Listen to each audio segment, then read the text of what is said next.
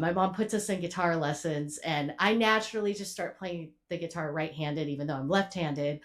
But my sister was not so lucky. She could not figure it out. She could not hold the guitar and do that. So she started, shaking the egg. And that's always like a funny thing. Our teacher was like, you could just shake the egg. So she didn't really take to the guitar as much as I did. Rob Ruckus, Nick Collins, Kate Clover, Keith Semple, Isaiah Mitchell, Billy Harvey, Tim Howard. Check it out, Almost Famous Magazine. Hi, and welcome back to The Hang. Torres is a Los Angeles singer-songwriter whose sound moves between indie rock, funky beach Americana, and stripped-down vocal-driven ballads, shaped by everything from Joni Mitchell and psychedelic rock to outlaw country and disco funk. I'm going to be honest, I was listening to her music. I swear to God, she's channeling a little Lucinda Williams. We're going to find out today. I'm your host, Scott Saldinger, and if this is your first Hang, welcome. You're going to have fun today. If you've been with us here regularly, thank you as well. Bring your friends. Please subscribe, share, and if you like to take your podcast on the go, we're everywhere. Apple Podcasts, Spotify, iHeartRadio, and more. V's been a guitarist since age 11, and you know darn well we're going to get her origin story. She grew up in Southern California on doing open mics and stages like the Roxy and Viper Room, and now she takes full creative control as co-producer of her deeply personal sophomore album, Woman. Arrives September 1st. You know we're going to have links so you can buy it. We'll talk more about that later as well. With songs rooted in love, grief, desire, and the complicated weight of the female experience. Torres joins us to talk about trusting her instincts, opening herself up, and making her boldest music in her entire life. I'm so excited to meet you. Welcome to The Hang. Thanks, Scott. What an intro. I'm so excited to be here. Thanks for hanging with me. Absolutely. Oh my God, we're equally honored. That's fantastic. We're gonna have a grand time today. We like to start these off going way back in the time machine, right? Love that. To the moment that your relationship with music began. Did you find music? Did music find you? Tell me about that relationship and how it got you to where you are today. Such a good question. And I feel like that's so important because as young people, when we hear music for the first time, I think that really shapes who we are and what we love and just the type of music that strikes us. So for me, my parents were not musicians at all, but they were lovers of music. So I was fortunate enough to grow up in a household where music was always playing, and particularly their vinyl collection, which they would just put on in the evenings. And that was definitely like 60s and 70s, dancing between my mom's love of singer-songwriters, like Joni Mitchell, as you mentioned, Leon Russell, James Taylor, and then my dad, who was more psychedelic, Pink Floyd. I see your shirt. He was definitely at that concert, probably on peyote at some point in his life. And, just in funk and soul and outlaw country and everywhere in between. So as like a little, I would just hear this music and I fell in love with it. I didn't really need to like watch TV as much. I would just actually listen to records and it really fulfilled me. So I think that's where it first kind of hit me, that I knew that I loved music. I was very intrigued by it and I wanted to play it myself. Yeah. Well, what was that like when you get that moment, but then suddenly you're like, okay, now I got to figure out how to do this thing. Yeah. like I enjoy it. I dance around the living room. My parents put on records, but how do I figure this out? What was the journey like deciding on, an instrument?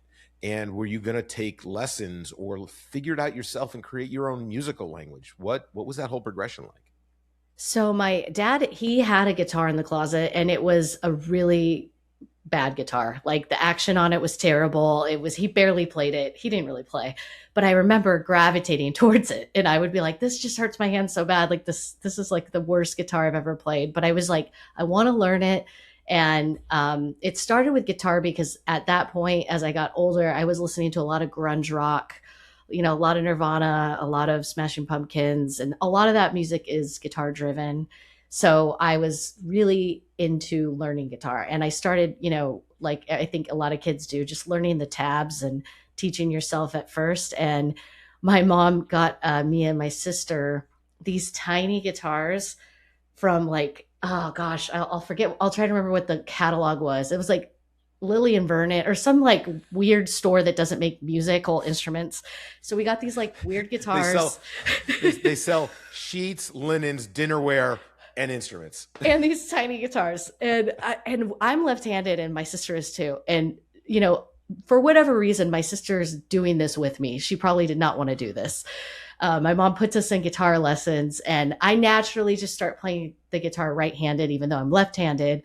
But my sister was not so lucky. She could not figure it out. She could not hold the guitar and do that. So she started, you know, shaking the egg. And that's always like a funny thing. You know, our teacher was like, you just shake the egg. So she didn't really take to the guitar as much as I did. But I swear she could be a great drummer. So I took lessons as like I think I was like 11 years old, and I was super into it. I think the first song I learned on guitar was Black by Pearl Jam, and I just was obsessed. And at that point I was like, Mom, I'm serious about this. Like, you got to get me a new guitar. You got to get me a real guitar. So she did the whole Guitar Center package where you pay like $100 and you get like the little Squire with the amp. And once I got that amp, it was over. I cranked up the gain, and just started ripping on some pretty grunge music of my own. So I took to it at a pretty young age and loved it. Absolutely loved it. And guitar, just started writing songs and singing. And yeah, so that's kind of how it started at a younger age. I'm curious because you're playing, technically you're playing backwards, right? Because of your dominant hand. Did that rewire any of your other dominant behaviors for your hands, right? Did you see any change in how you would pick up a pen or start to like maybe throw a ball or any of those things? Like, did it create a change in your brain as you went along? I and think it rewired yourself? did actually, because it's part of my story too, is I kind of stopped playing guitar and music as much because I started playing like basketball, and I got seriously into athletics and became like a serious basketball player.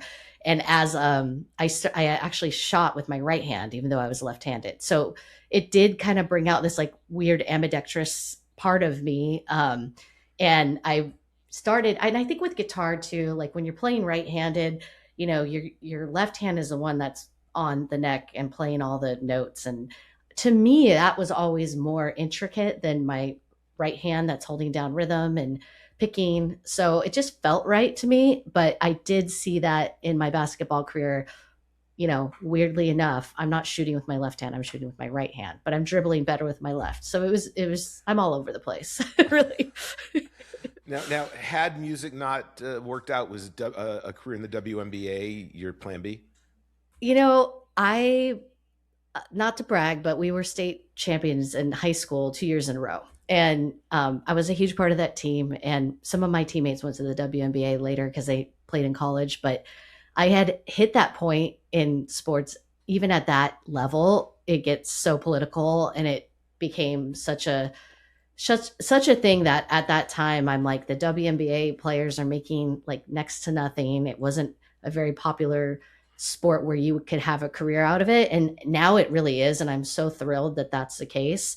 So I think I like really thought ahead, and I'm like, okay, do I want to have a college experience and like put this aside, or do I want to keep doing it? And I ended up opting to put it aside. You know, I declined some scholarships and things, and I just ended up going to college. And that's when I actually picked up the guitar again, because I was playing a little bit more throughout high school, but I didn't have a lot of time. But when you play a sport and then you stop playing a sport, there's this part of your identity that just completely goes away. And then there's all this free time you have.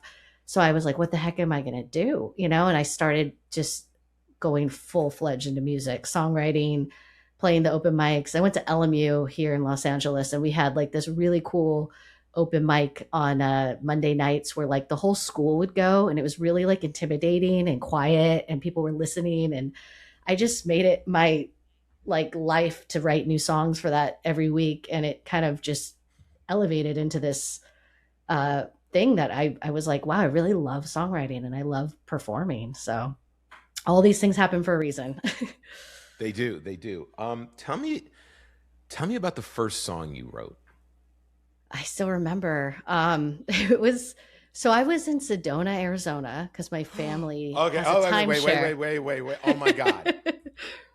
Correct me if I'm wrong. Unless you're in Hawaii, it is one of the greatest sunsets in the lower 48 states. I love Sedona. It's gorgeous. I mean, it's magical. The Red Rock, like everything about it, there's just a vibration there that's very spiritual and amazing. And I'm so lucky because my grandparents had a timeshare. So as a kid, I would go every year. So I remember bringing like I had another tiny guitar at the time, but this was a better one. It was like a little Taylor. And I totally see. There's a thread here. And you know yeah, what? You know what you should do? You should find a tiny guitar maker and have V Torres tiny guitars and sell them as merch when you're out that's a playing. good idea. You're the queen of the tiny Yes. guitar. Yeah, that's right. Okay, I'm There you writing that go. one Okay. down. Yeah, I had this when I was traveling, and I remember I wrote the song called Turquoise Sky. Now, was it a terrible song? Yes. But did it have great lyrics? Yes. And I really liked the song. And I remember my sister loved it. But it was like, it was just the first thing that I actually wrote. And I felt like it was very inspired by like Sedona and like the mountains and the desert. And I still am inspired by that to this day and write a lot about that. So that song, that's a special song for sure. So does it still live on in your set? Is it one No, day no. will it I don't one think day it will you ever. evolve it? Maybe we'll go back to that. I don't think it ever saw the light of recording or anything. I definitely played it a few times live, but I'll have to revisit. I have like cassettes with like all the songs that I used to like just in my room before we had iPhones, and I'd record that to remember the song, so I could probably find it on there, which would be awesome. I'm gonna go look for that. I think that'd be great. I mean, it's funny because I think a lot of people, or at least a lot of musicians, I talk that the first song you ever write is kind of like, okay, it was better off as an idea than a reality. And I'm always fascinated with but with everything you've learned and everything and the ways that you've grown, have you ever, you as a musician, not you specifically, but as a musician, gone back and revisited to say maybe it deserved a little more TLC than I was able to give it because I only knew so much at the time. So Yeah, I think that's great. And I think now it's really interesting to do that because I've written so many songs and there's some that stick out in my head that I've never recorded and I think about them still. And I'm like, I should go back and just see what that's all about and like maybe rework it and see what it turns into. Because I think people do that all the time. You kind of steal from yourself again and create something new. And yeah. And I think I lied. Actually, Turquoise Sky was the first song that was like a full fledged song, but I think the first song I ever wrote was a punk song. And that was like a long time ago. And I actually did take those chords and rewrite a song to that punk song that was just like a funny song for my friends recently. So that's kind of funny. It was a punk song. hey, anyone who watches knows we love punk around here, so I give Heck it two yeah. thumbs up, and I've never even heard the song. Um, so let's talk about woman, shall we? Yes, let's do it. Is it woman or women? Woman. So in individual one, the woman being you, It could be or me. I think it's homage to all women, but I do think like the journey of becoming the woman that I am today is what a lot of these songs are about. So it felt fitting to call it Woman. And that was the first single I released. And I feel like the song is just the apex of the record. Like it stands on this hill of like everything else funnels into this song. So I felt like it deserved to be the title track. well, listening to woman, I'm like she's channeling Lucinda here. Like I Oh, that's so felt like awesome. you were channeling Lucinda. I've been a big fan of hers for Oh, love eons, her. and Yeah. it just gave me that feel and that vibe. So good job. That's a huge Um, compliment. Thank you. I love her so much. yeah, Her and she voice. just she just announced she's doing a huge tour. I'm so I excited. know. I need to go because I hope there's an LA date. Or maybe I'll travel to see because I've never seen her live and that's my fault. It is special. It's very special, and it's now that she's beyond her stroke and kind of gotten her stride back, taking in one of her shows. It to me it's there are performances that, you know what, you get on stage and someone performs the same show every night, gets a little mechanical, whatever. To each their own. But hers is always an emotional experience. Mm. Every show of hers is an emotional experience. So I highly recommend going. Um, you've got what, seven? Is it seven songs in the album? Seven songs. Yeah. Which of the seven was the hardest one for you to write? Oof. I think when I think about it, there a lot of these songs came out quickly, but the song Beginnings, which is the first song on the record, was a little bit hard to. I mean, I wrote it, but like restructuring it and messing with the melody and just the way that it was being recorded on the guitar. It has a very staccato thing to it now. It didn't always have that.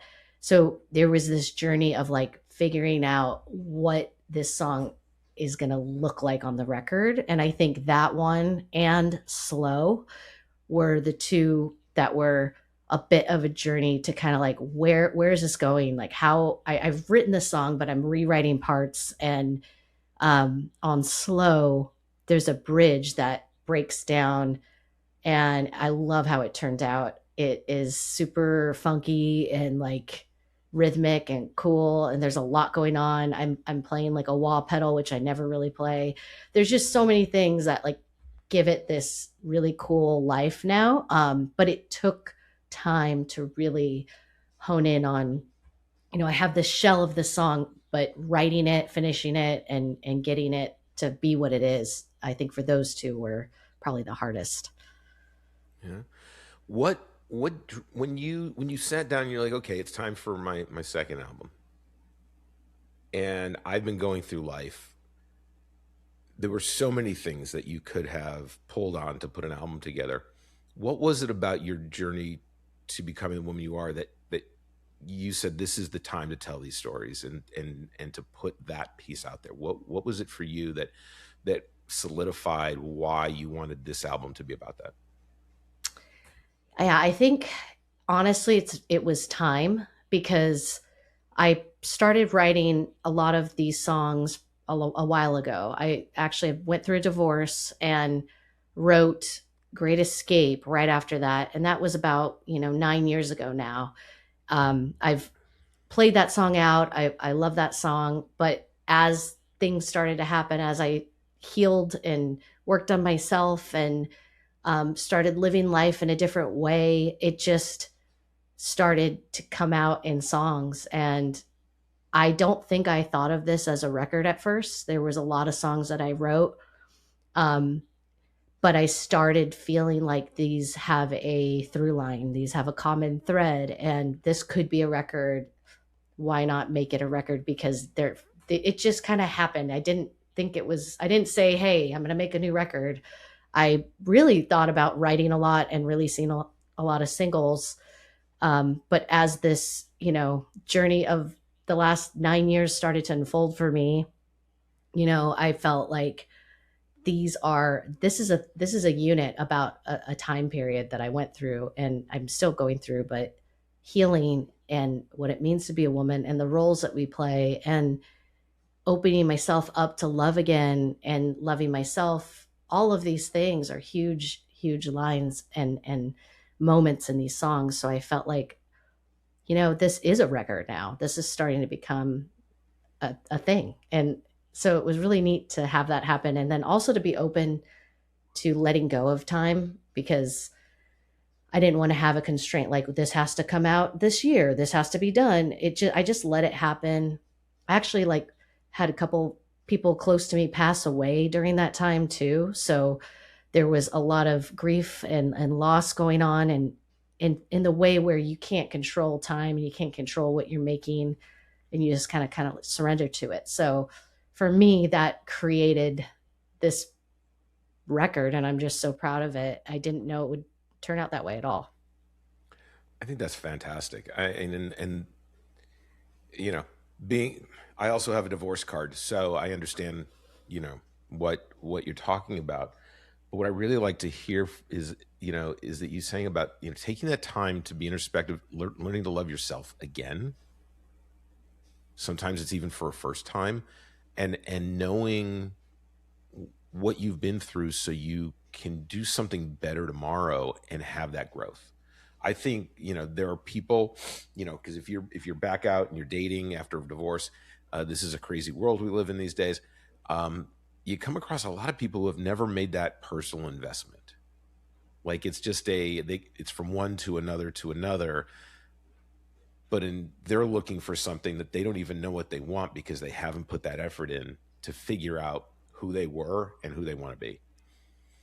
Totally. And it's the human experience. It's like, I think some people never will do that. And some people do it really young. And sometimes it takes a long time. And it's just so fascinating to like meet people and on their journey. And sometimes you really connect with somebody, even as a friendship where you're going through that stuff and at the same time. And so I feel really grateful to have been able to invest that in myself. And I hope to continue to. I think we go into these like, different parts of our life where we're really working on it and then we're just kind of living, and it's exciting to see. Yeah, and sometimes it's really hard to focus on it when you're just living, when you're playing mental gymnastics with life and you don't have space for harmony or for peace. Makes it even harder. So it's like being on this roller coaster and you just want, you're getting tired of this and you want some of this so that you can figure it out. You need that breathing room. So I know. And sometimes you just have to, I think, surrender to it because there's everything happens, stuff happens all the time. Right. And it's like owning that and just being like, in spite of that, I'm still going to give myself some space, but it's hard sometimes. Yeah, it certainly is, especially in a world where we're inundated with messages and alerts and all this stuff 24/7, 365. You go to sleep to them, you wake up to them, and they interrupt everything in your life. So it's something to focus on so that you can, or the idea of focusing on yourself so that you can put some of that aside is so important. Now, this is your second album, and people watching us right now may or may not be familiar with you. So my question is, I look at music, and I think we all have similar kind of experiences. You find one or two songs, and you're like, oh my God, I have to have the rest. Yeah. Right. like I've found these one or two, and the next thing you know, you've 6 albums later, you've made quite the investment, and you're like, this thing is expansive, and I'm glad I went down that rabbit hole. But it's like a meal, right? You have to have an appetizer, then you have to have a main course, and some music is even just dessert, right? It's sugary and sweet. When you look at your entire catalog of your 2 albums and any singles that you have, are there one or two songs within all of it, and there'll be links down below, right, to find all your music, that you feel are kind of signature to you, that if someone was going to accidentally stumble upon you, where should they start? What are the first couple songs they should start with?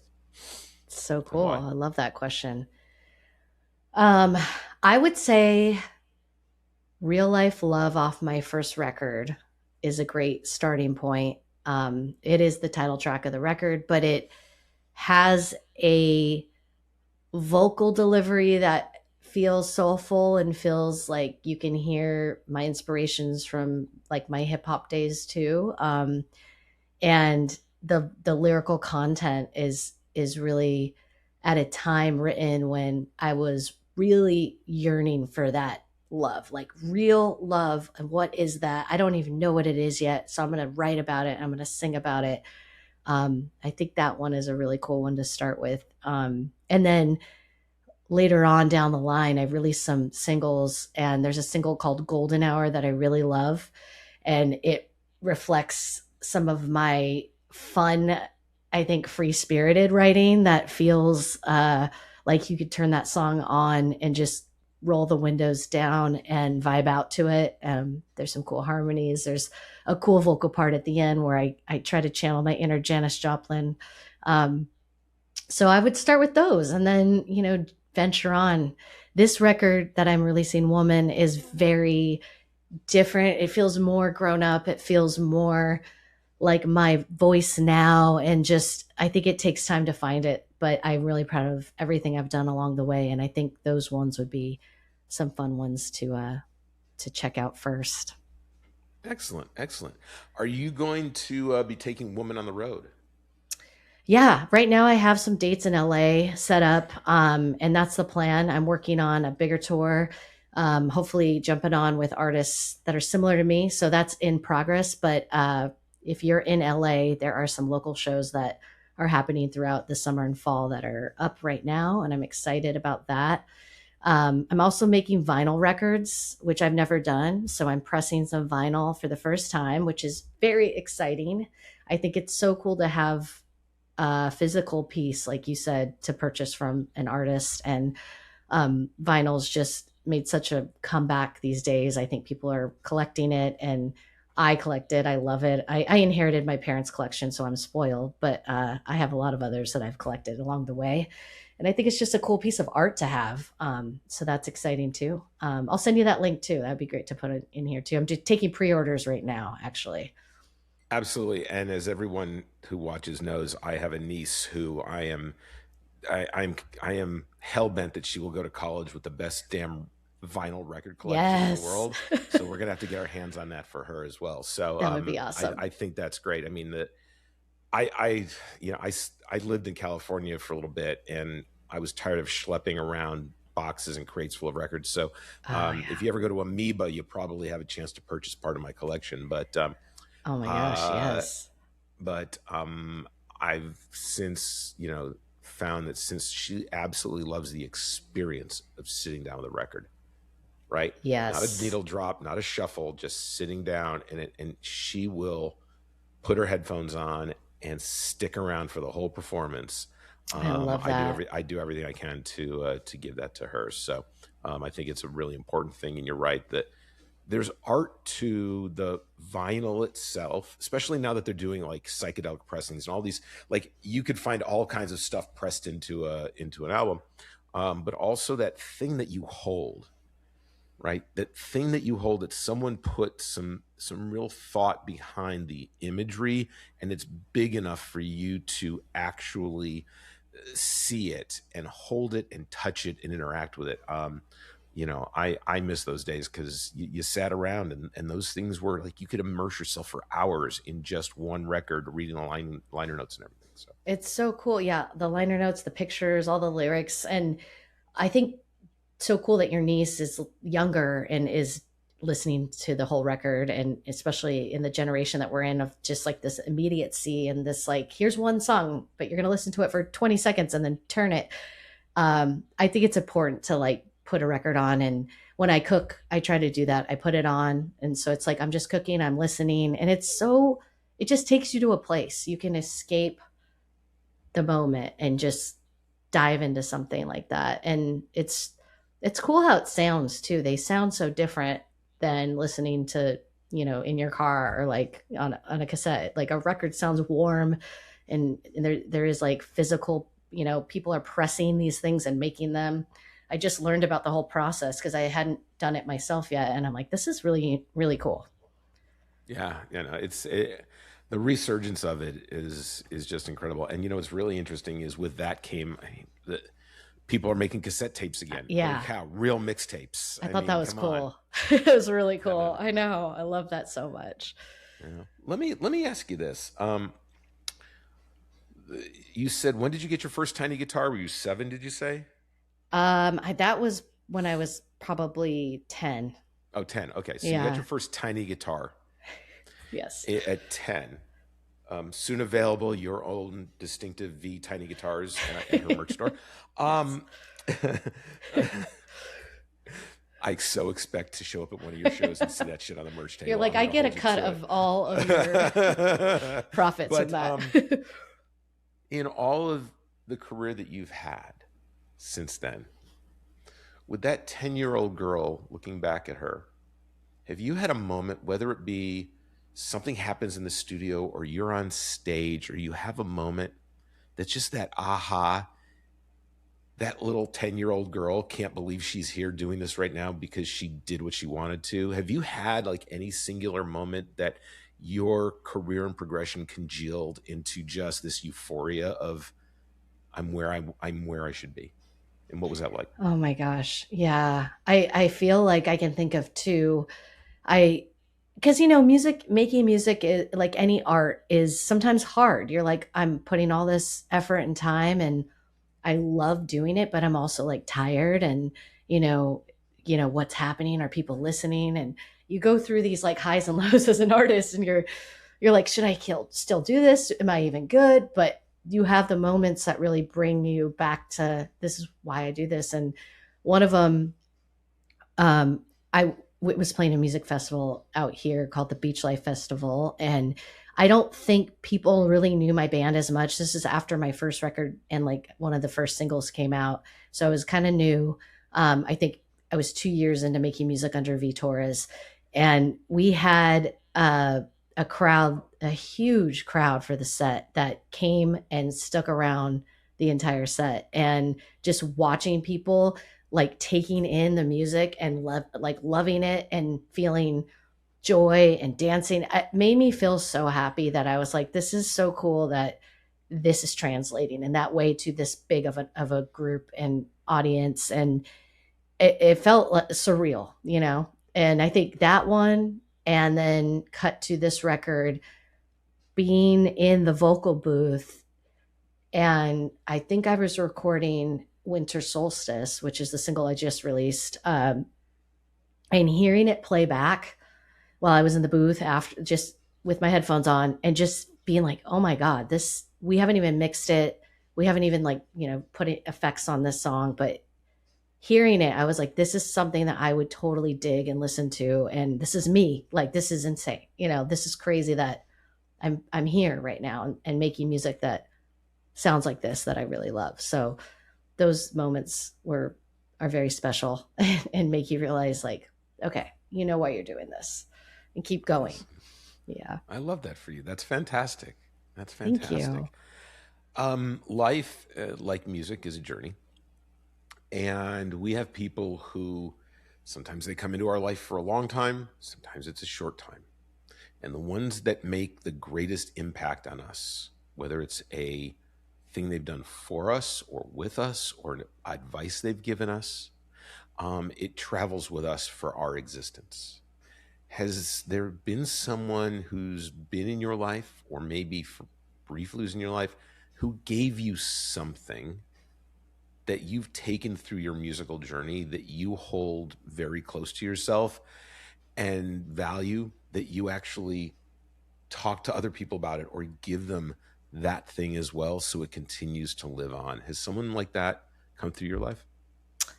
Definitely. I feel like there's been a few. One that comes to mind is actually a friend of mine who was a musician who passed away, Kevin Sousa. And he was a big, I live in Hermosa Beach, and he was a big pillar in our community here because he was a big musician and also so involved with like the community and giving back, and kind of one of those people that like, you're like, how do you do all this like good stuff for everybody and still take care of yourself?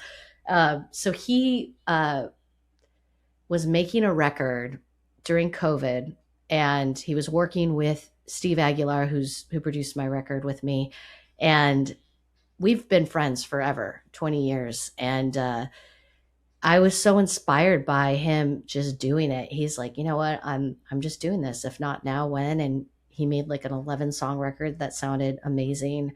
And he always had high regard for my music and was very supportive of me. Even as a younger person, he would come out and watch me play. And he just said, it's not a matter of if it's going to happen. It's just when it's going to happen. And you have to keep writing and you have to keep going. And pay your players. And he just kind of like put this like vision of professional musician on the table.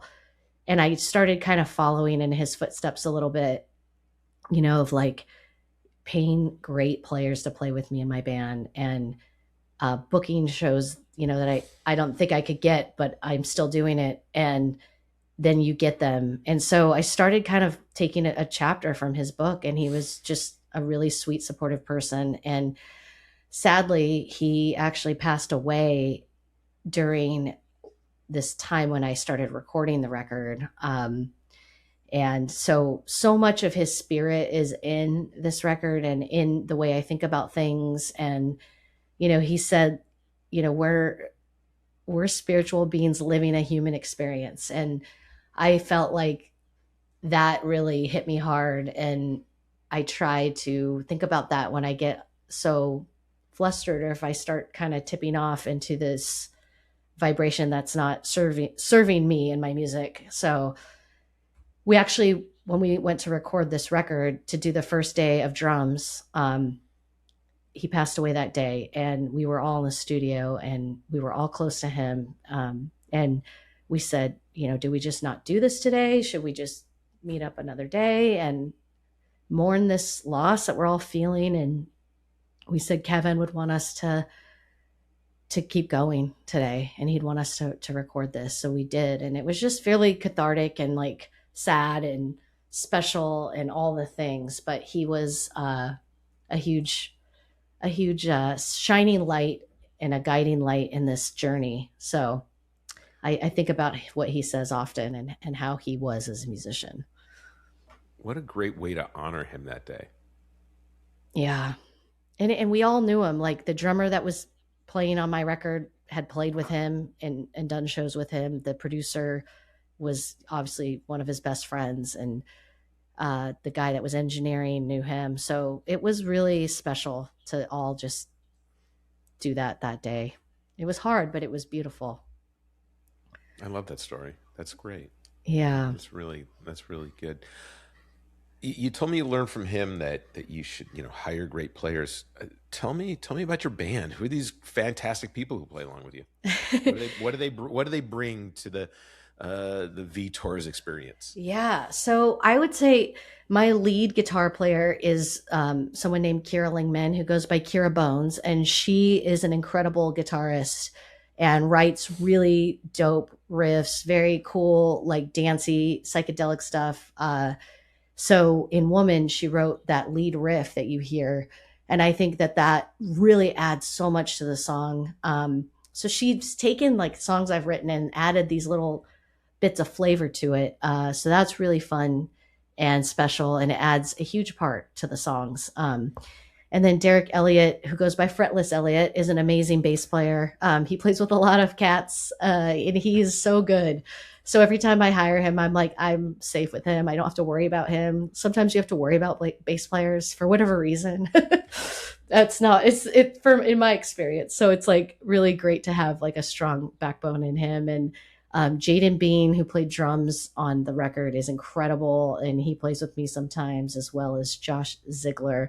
And they're all just so phenomenal. So just knowing that I'm backed up by this awesome band. And also my producer, Steve, he's an insane keyboard organ player. He's incredible. He's toured with a ton of people. And so when he hops on the set, it's just like, it adds so much. Nice. That's great. That's great. You definitely surrounded yourself with many. But my next question is, is there someone out there in the universe that you've not had a chance to be creative with, get into a studio with? Who would that person be for you? That whether it's a bucket list, what is it? A dream? What are those boards that people put up? A vision board. Vision board. That's it. I almost said dream board. Vision board. But who would be that person that if you had a chance to get in a studio with them and be creative just for one day, to see what that experience would be like for you? Maybe you learn something. Maybe you make something together. Who knows? Who would that person be, and why them? Oh man, this is such a tough question, right? Because there's so many people that I admire and like would love to create with. I do a lot of co-writing too. So, but someone that I think what I would just die if they produced one of my songs would be Beck. I think he is a musical genius. I think everything he touches is incredible. And he's got such a diversity in genre and flavor. And, if you go back to the grunge days, I would be listening to him, you know, on the radio. But then from that point in time till now, he's made tons of records. He's produced tons of artists that I love. And like, I love Jenny Lewis from Rilo Kiley. She's, also is like an actress, but she had a bunch of songs produced by Beck that I think sounds so killer. And he's just got this like cool knack and personality that I think I would vibe with musically. So I've always thought about that. Like, I would love to work with him if that ever could happen. Well, Beck, are you listening? We have to Listen. make this happen. Let's do So it. Beck, or anyone watching who knows Beck, I don't care if you deliver Uber Eats, if you walk his dog, cut his lawn, pick up his dry cleaning, or you just happen to see him in a coffee shop. We have to make this happen. We have to make this happen. You have your assignment. You know what your work is to do. Go do it, everybody. We've now put it out in the world. And you never know. Maybe next time V's on, she's talking about this song she made with Beck. That would be super dope. Hell yeah. We have to support our artists. We are not samplers. We are not going up to the salad bar of music and paying just a little bit to take as much off as we can. We have to support our musicians. So what does that mean? That means you purchase their music, whether it's digital or there's going to be vinyl. Links There's below, going to be vinyl. right? Yep. You buy a ticket to a show, or you buy that incredible merch, which is the V Torres mini guitar that will be on sale shortly. You support your artists. We're going to put everything down below. It's, she's got a nice selection of guitars over there, but I don't think she stole them all. She had to invest in them. You have to invest in her so that she can bring you more great music. That is the way that this works. And although the music business is what it is these days, which God knows if anybody can figure it out, support your musicians. Go to shows, buy tickets, buy merch, buy music. Tell people about them. Yeah, talk to people about her. Yes, super woman should know. Every woman should know about woman. Yes, end of story. Bottom line. That's it. So, but we've been hanging out, and like I like to think about this as an opportunity just to get to know one another, and we go through life. There is more, this television over here goes on, so I can put this logo on, but mostly there's music in the house. We all get hooked on different things. We listen to different things. And sometimes, especially for musicians, the general assumption is, oh, you make this kind of music, you must listen to that kind of music. And I think that's couldn't be further from the truth for at least a fair number of musicians out there. So when you're not making music, you're making dinner and you put that album on. We're just sitting here having a drink. And you're like, Scott, I've been digging this and this lately, and here's why. Who are a few that you've been listening? Who are a few either musicians or bands that you've been listening to that you're like, man, I just got to share this because it's amazing? Yeah, such a good question. I have been on a huge S.G. Goodman kick. I don't know if you're aware of her music. She's from Kentucky, and she's writing. It's Americana. It's swampy. It's super good. She did a cover of the Butthole Surfers song Pepper. And I hadn't heard her other stuff. I heard that cover and I was like, who the hell is this? I got to check it out. And then I started listening to her other stuff and I was like, she's badass. So that in check of her itself, out. that you just told me that she did a cover of the Butthole Surfers. Yeah. I'm down. I'm going to find it just like everybody else should be as well. Any others lately that you've been lately so jamming out to her a lot. I also love Hooray for the Riff Raff. I don't know if you know them, but such good songwriting. Their album called The Past is Still Alive is on constant rotation in my car. I think it's one of the best records I've heard lately in the last 5 years. So I've been listening to them a lot. And then also love me some Jenny Lewis. Like I said, she's on my bucket list. I would love to open for you, Jenny, out there. I love the way she writes. I love her lyrics. I think she's hilarious. And she's worked with Beck actually, and her stuff is really cool. I might have already said that. And then the new Alabama Shakes that songs that they've released from their new record that's coming out. I've had that on a lot lately too, which I just think they're incredible. Nice. Yeah. Nice. Yeah, it's been a good time for like last year was a little so. This year's been a really good year for music. Yeah. I I couldn't believe I got to see I was at Punk Rock Bowling last year and Social Oh, Distortion closed oh, out cool. and Love like Social D. the new album I can't get enough of. It's full of surprises. I don't think, and I've heard some other people, oh, it's just more Mike, Mike, and it's the same. No, there's something magical about this new album that, and I think, look, at any time your life is in crisis, you find some new creative depths to go to, and I think he certainly did. And then that out of nowhere in the middle album of the album, Wicked Game, Chris Oh Isaac, my like, gosh. holy shit, where did that come from? I got to Like listen. that, I haven't not heard it. I expected. need to listen to this. I Oh haven't my heard the god, new record. So he covered it's just Wicked Game. uh-huh. Wow. Uh-huh. That's And I wasn't awesome. paying attention because I had downloaded it and I'm like, okay, I'm gonna go take a jog.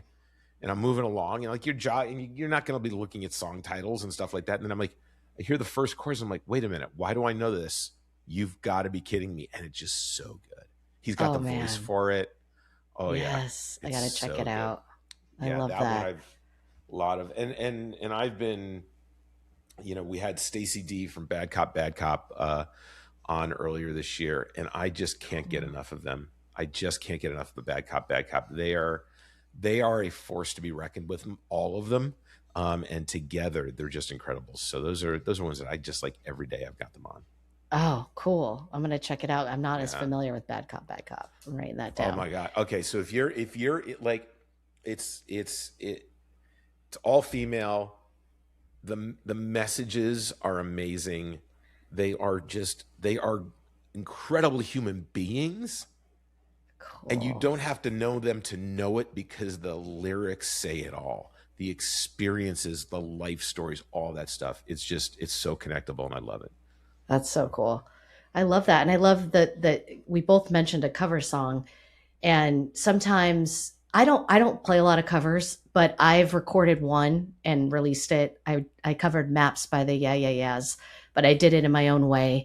So that would be another cool one to go back and listen to. But I think it is very cool when you can do a cover song and make it your own and make it special and choose a unique song. So I think that's really cool that both the things we're listening to include one pretty radical cover song. Absolutely, absolutely. I like it's flattery of the original artist, but it's how do music is a stew, right? I mean, it's you put some distortion in the pot, you put a couple major chords, maybe you slip in a minor somewhere just to add a little drama. You maybe throw in some keyboards, right? Little Maybe slide that wah guitar. pedal, little Yeah. slide guitar, and you never know what's going to come out in that flavor, right? And I think when you do, I don't know if I think we're beyond covers. I think that we should be considering them tribute songs in a way because Yeah. they are a tribute to the artist who originally recorded it. But when you can honor them in a way that keeps their soul in it, but gives it a little flavor of you, I think Hmm. that's a really fantastic tribute. So I'm not calling them cover songs anymore. I just pulled that right out of my ass. Yeah, But I from now love on, they're that. called tribute. They're called Tribute tribute songs. songs. I love Yes. that. That's so We got to make cool. that stick. We have to make Yes. that stick. V, this has been an absolute joy to sit It's been down a and get to pleasure. know you. A lot of fun. I got to get to LA. Hopefully that'll Please. happen sooner or later. I'm trying to get there early September. For the Damwells are doing one night, and I'm a big Damwells Alex Dees, and I love their music, so I'm going to try and get there for that. And like I tell everybody, when I get to LA, we're just going to all get together. We'll find somewhere that's We're going to not party. Yeah. not 8 hours from any one individual, which is LA. That's only 4 blocks actually, and I'm we'll playing at the we'll Mint get on in. the 9th as well. If you're here early September, I'll be at the Mint actually opening for Sue Foley, who's a really incredible blues guitar player from Canada. She is, So yes. you'll have to come out if you're here. Oh my God, I got to check the dates because I think the Damwells either are the same night or the following Thursday, but we'll figure something Okay, out cool. one way or another. And when you get your list of dates, when you pick up that tour, let me know. If you're in Dallas, you are more than welcome to come to Dallas, and I will take photos because I also do concert photography. So we'll do a little review, and I'll set you up with some stellar photos. This has been fantastic, V. I really appreciate you making time to get together and hang with me. Thanks so much, Scott. It was a pleasure. Thanks for having me and listening to the record. I really appreciate it.